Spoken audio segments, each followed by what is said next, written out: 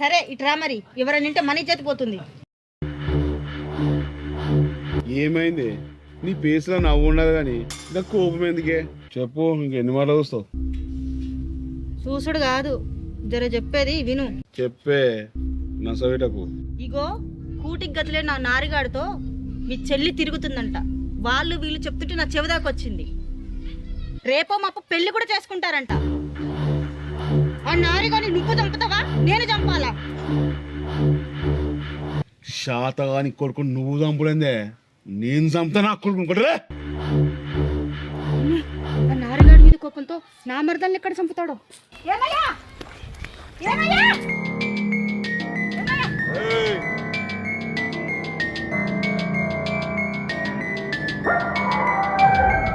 నరుకుతా నా కొడుకుని ఎలా చూడు నువ్వు.